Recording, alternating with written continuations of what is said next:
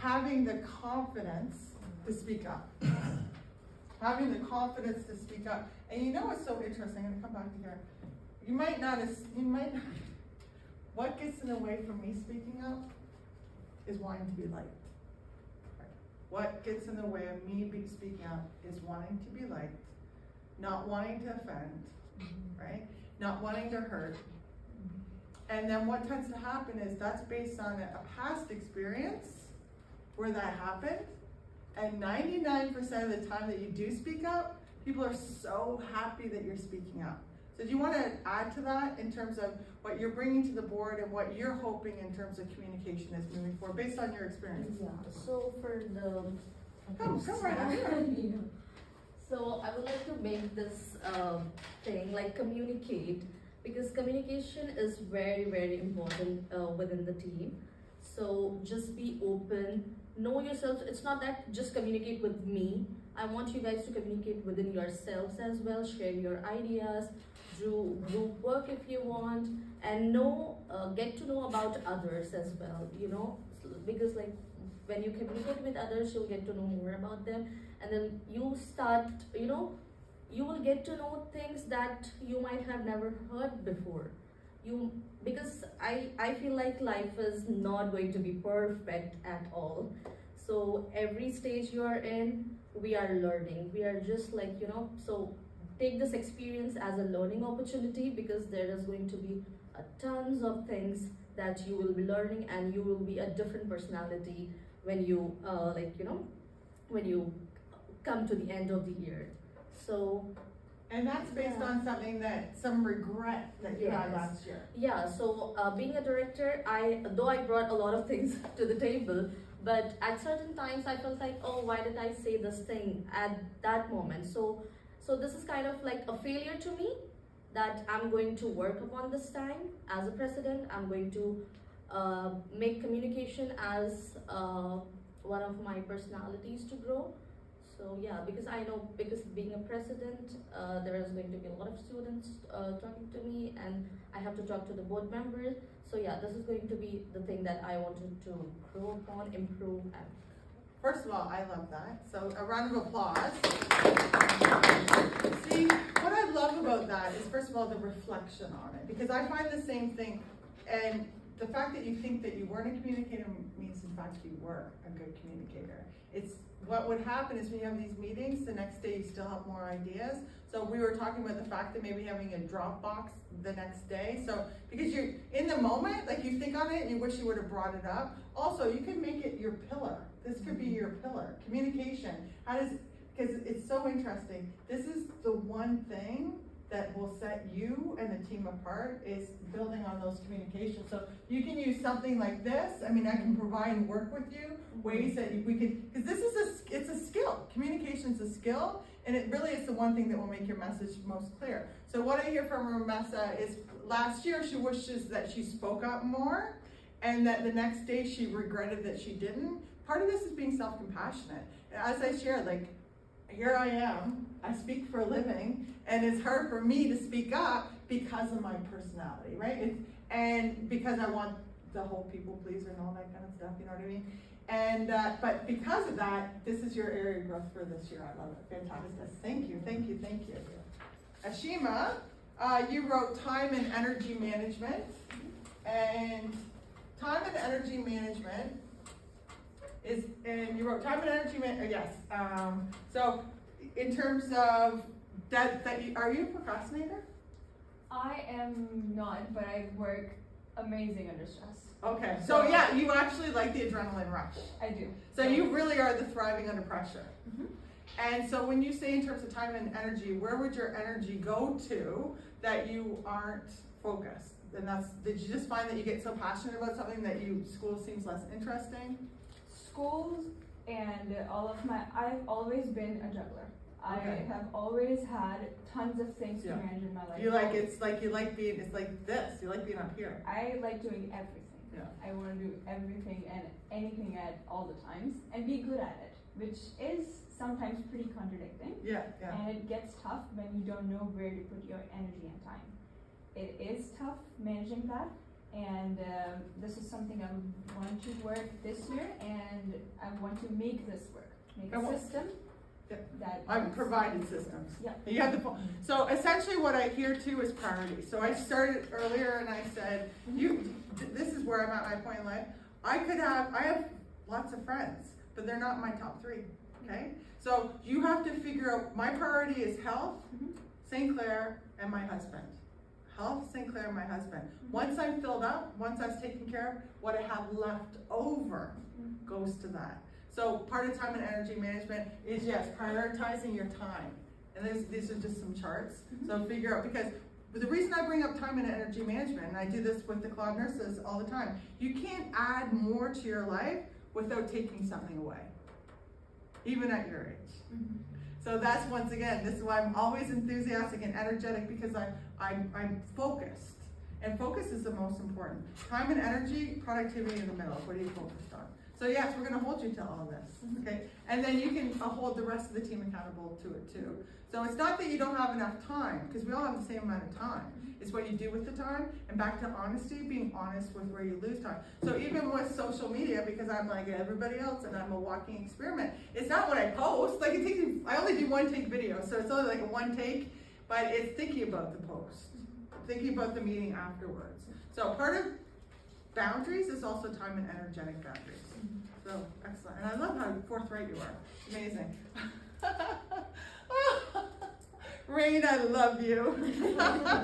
she put what she wants to work on all. I want to explain. Oh no, but please, I love it. Come to the front. Get on camera. So, Good. Here is the growth. last time I wrote communication is what I want to improve on. Yeah. And I know that I've improved.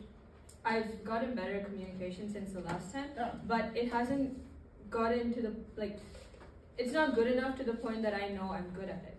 Like, it's just better than before. Yes, progress. All of the things that you Yeah, mentioned, yeah. it's not something that's good right now, Yeah. but it's all things that I can improve on. Yeah. So, nothing's bad, but it's also not good. It's all things that, Yeah, in progress. This is progress. I love this saying, progress over perfection. So, and this is humility. It's a wonderful trait. So yes, I love it. So yeah, these are things that we'll work on together throughout the year, and you're here for it. Because this is why leadership, all the student leadership, will make you better at everything. Because these are skills for a lifetime. They really are skills for a lifetime. So thanks, Rain. I love that. That's original. I have yet to see that. Okay, so Webster is accountability and follow through. When something doesn't go the desired way, it can be dissatisfying. Yeah, so you have a plan, you have a goal, the goals are so big, and then when it doesn't go your way, right? It's like checking your marks on Blackboard before an exam, and you're like, let's like, what are you doing? And hoping for a good result, right? Right? So you're welcome to come up, or you can speak from your seat in terms of accountability and follow through, being accountable to your actions. Okay, so you want to work on keeping your motivation up when it doesn't go as planned, but still being accountable to the original goals. Yes. Okay, so give us an example. So, let's say you're doing something and it doesn't go your way. You have this feeling like, oh, I have failed. But Failure seems to be a common theme here, yes. But I believe that you fail the next time you try harder, you're gonna succeed. Yes. So it's keeping your motivation up in between, and also, just like relationships, knowing when you're done, right? Because I'll tell you something about our brain. And when we're born with more neurons than we'll ever have in our lifetime. So say you're born with, this isn't the exact number, but say 100 million neurons. Through something called neuroplasticity, so we have a lot of psychology majors and backgrounds, through something called neuroplasticity, at a certain point, if you don't use it, you lose it. So that every child is born with the capacity to speak any language, and so a cooing baby around the world, they all sound the same. But it's how they're exchanged, like, that's why you can learn a second language so easily. But essentially what we're looking for is proficiency. So that you want to be proficient, you want to be really good at one thing, or really great at 3 things, but not, there's no way you can be amazing at 100 things. So failure, the way I see it, is essential, because learning what you're not good at teaches you what you're good at. In first year university, medical school, that was my goal. And then I met organic chemistry, physics, calculus, chemistry, you named it, I did all of it. This is what I wanted to do. And so everything that I've done, every time I failed, which feels like a failure, it's just a redirection. And so that also knowing that just because I have this with students all the time, but I expected to get an A. I expected to have 15 kids. Expectations have nothing to do with reality. So accountability to yourself, part of that accountability to yourself is knowing that, no, not today. Like, I keep going, it sounds like I'm talking about the relationship, but I'm not, you know what I'm saying? Yeah. And so I think part of for you is just knowing, both of you, is knowing that fail hard, fail often. But start to fail in places that don't matter. Like, bring me into your kitchen, I'll fail really hard. That's why I married a chef. He's an accountant, he counts my money and he cooks for me. It's a pretty good deal. Okay, thank you, Webster. Okay, Adam. Okay, yes, time and energy management. Do you mind if I read off of here? Sure. Do you want to read off? Do you want to read off of here? I can just say. Okay, yeah. So why time and energy management? I struggle with doing things ahead of time. Yeah. I always leave it last minute, and then it's crunch time, and then I'm just doing it really fast and like. And no matter what, Mr. Engineer, you will always leave it to the last minute for the rest of your life. Do you know why? It's who I am. Well, it's who you are, but because it works. Mm-hmm. This is what when I was studying to be a psychologist first year of my Ph.D, I was working with first year students that were extreme procrastinators, and the lengths they would go to procrastinate, to just push it forward. And so the reason that you leave it to last minute is because you get away with it, right? Yeah. So this is the second that you fail. Why would you change? Right? But what ends up happening is that, yeah, you're not getting the best out of you. So there are different techniques that you can use for that. One is having an accountability partner. Mm-hmm. So really this time and energy management works with the accountability partner so that you have a friend, a teammate. So this is important information for when Adam, because it's going to also translate into working with teams here, is that, first of all, it's almost like an AA meeting. I'm a self-prescribed procrastinator. This is who I am, and I need help. I'm the opposite way. I get anxious when something needs to get done, so if I get it done, I'm totally chill, right? So that's who you are, and having an accountability partner, and also accepting the fact that